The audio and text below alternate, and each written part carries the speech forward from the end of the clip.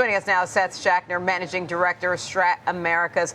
Seth, thank you so much for joining us. We've got this holiday shortened week. Everybody's ready to just go to the pool, the beach, celebrate with a barbecue or fireworks, or maybe sit on the couch and watch some Netflix.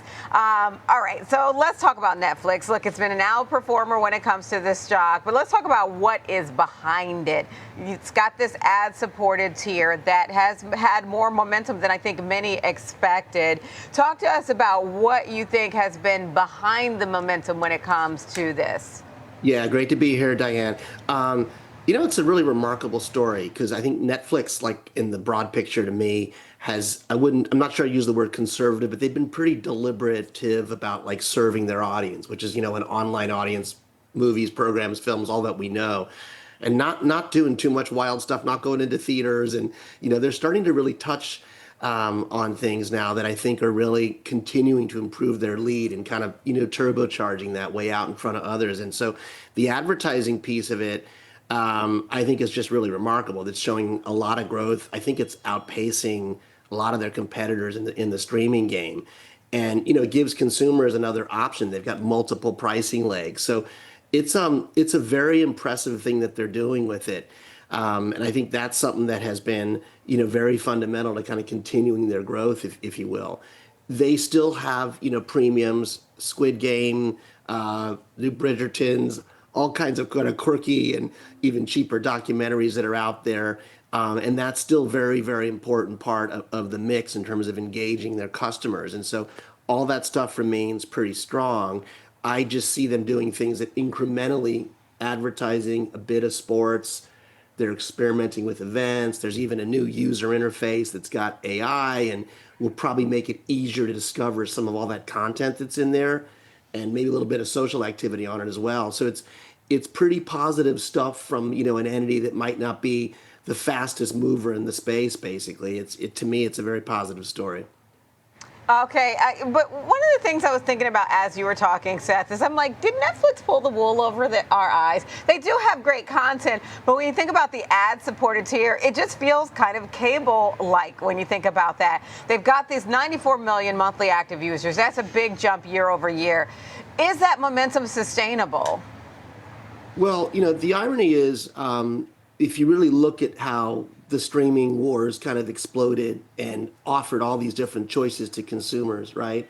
And every studio and everyone under the sun from broadcasters jumped in with their own plus versions of streaming services. Right. There's probably too much consumer choice, if you ask me, basically. And where do you spend your money? How do you even find the content? So what I see happening here is a little bit of a rationalization of it, basically. A more rational approach than, for example, what some of the rival studios are doing in Hollywood, who are just cutting spending, laying people off. And, I think the one thing I've also seen here, there's a new deal they announced in France with TF1, I believe, that is kind of like a redistribution or an aggregation strategy, if you will. And that's what Prime has done, actually. If you go to Prime, which also has great engagement, very positive metrics, they got everything under the sun there, from documentaries to BritBox to you name it, basically, quirky rock operas. And I don't know if Netflix is going to push it that far, but I think that they do need to make some steps towards aggregation and giving more choices in there. They've taken tentative steps with video games as well. So I think it's kind of a rational approach that they're taking. They're very, very data-centric, kind of controlled entity. They're not out there doing wild stuff and taking. There have been some bombs in terms of the production spending, but in general, it's a pretty measured strategy.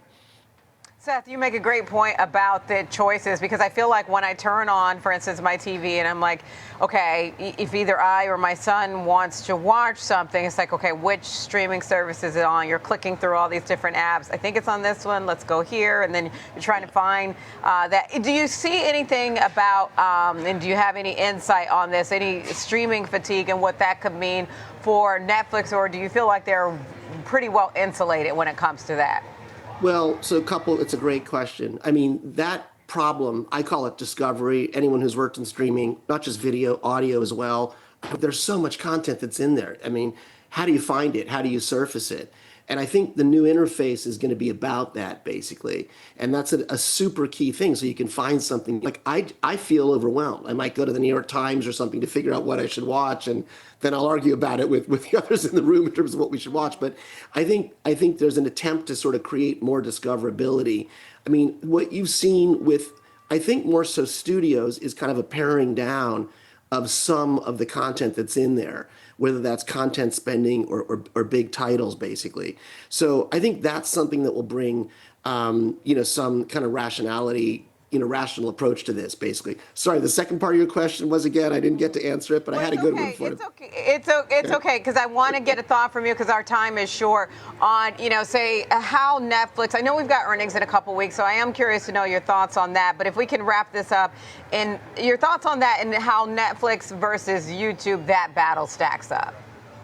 It's the most critical big thing that's in the market right now. And again, this is very, very positive, but I think, I would point to YouTube being, an enormous factor. They call it king of all media now, and you can get anything and everything under the sun there. But I think YouTube has, I guess I'd call it a more refined, cost-oriented content strategy. These influencers that have made, the day for YouTube, whether that's Mr. Beast, Charlie D'Amelio, those are like slightly cheaper, if you will, when you really look at the aggregate numbers than compared to Netflix, which is all about premium content. So, I mean, it would be very interesting to see if Netflix took some steps in that direction and kind of diversified its model towards that. I think that would be very positive as well, because there's got to be content in there they're spending on that it's such an enormous budget that doesn't make sense for them.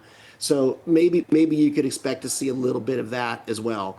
But I think the competition between those two is really the biggest. And I think if you're not, with those two or with Prime, you're probably going to see mergers down the line, whether it's Paramount or NBC's Peacock or Max, basically, because there's also RANs.